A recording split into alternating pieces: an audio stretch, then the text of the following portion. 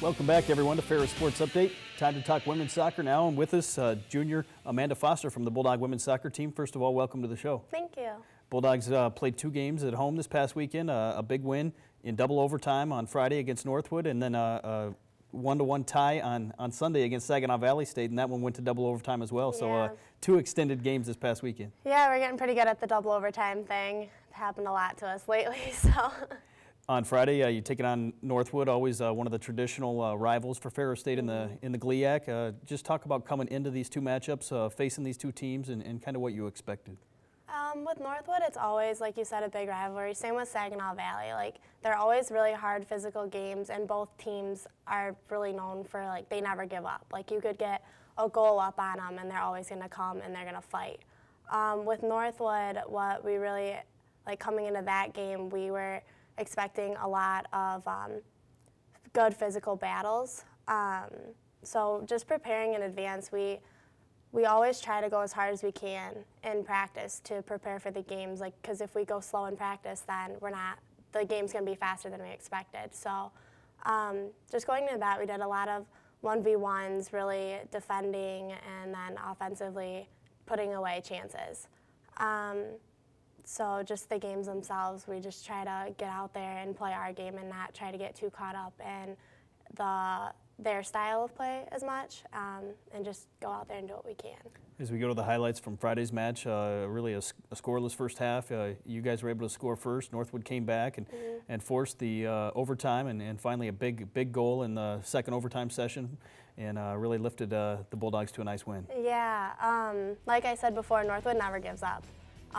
So it was a defensive error, and they finished their opportunity. So that's we need to clean up our mistakes and not give them those chances to get in on us. So.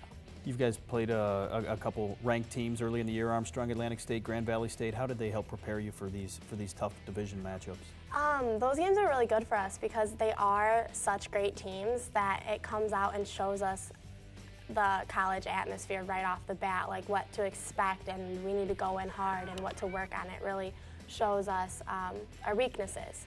And so playing with them and against those teams, it just shows what we need to work on for the teams that we're going to play. As you can see in the highlights, weather conditions were kind of back and forth all weekend. And yeah. Just talk about how much of an adjustment that is for you. Obviously part of soccer, but how much of an adjustment is that for you when the rain's out there? When the rain's out there, we need to be aware of, we need to step to the ball because it's going to skip at any moment, and you can't really read it as well. So we needed to make sure that we won the ball right off the bat in the air instead of letting it drop to the ground. And it also just causes more of like the 50-50 balls are all over the place, so you have to go in the tackles hard and really want to win those balls as opposed to being able to play on the ground more. You came back on Sunday, and always a quick turnaround time from Friday to Sunday, but taking on another tough opponent in Saginaw Valley State. And as you came into Sunday's match, pretty similar. The weather was back and forth, rain off and on, and just talk about Sunday's match and kind of how you bounced back from that big win over Northwood. Yeah, Sunday's match, the weather was definitely all over the place, which is always great, but I know at the first half, Saginaw was sitting back more defensively, so that was really a frustration for us, especially in the back line, because we didn't know where to play the balls and because they're just sitting back. But I definitely noticed that once they started pressuring higher, we were able to thread more balls in and actually get more chances, so that was nice. Saginaw Valley got the first goal in the first half, and then it seemed like it took a while. You guys had some scoring chances, and finally in the 61st minute of the second half, you were able to tie it up in a big goal from Riley Wood. Yeah, it's definitely hard. That's why after any time a team scores on us, we all get together. Right after the goal, we talk about what happened, what we need to fix right then and there, and then we get out and we try to just go harder then, bring our work ethic up more. So I think that's what we did, and then we got a goal out of it, and from there we were just trying to push through, and it just didn't happen for us. But obviously, you're one of the more experienced players on the team as a junior, but a nice young group of players, freshmen and sophomores that are seeing a lot of action. How have they blended in with some of the returners that you have this year? You know, they've actually done a lot better than in the past. they're a good group of freshmen. They all work really hard, so I think that helps too. And they take direction well, so it's not like we're able to feed off of each other and really work together. And they bring their input in, and it's a really good team atmosphere, a good unit that we have. As a defender on the defensive side, what do you like most about playing on the back end?